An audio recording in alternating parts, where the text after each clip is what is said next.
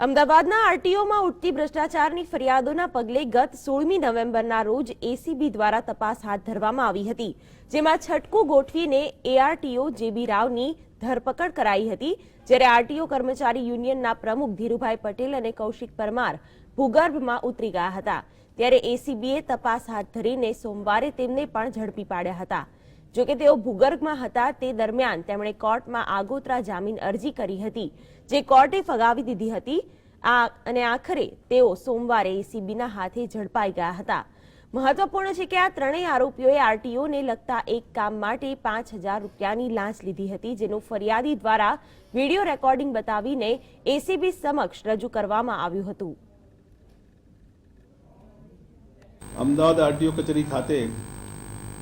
શૈલેષભાઈ પટેલ નામના આરટીઓ એજન્ટે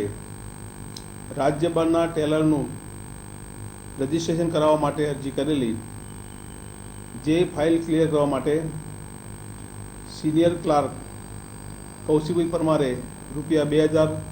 લીધેલા અને ધીરુભાઈ પટેલે 1,00,000 નાઓએ રૂપિયા 5,000 લીધેલા।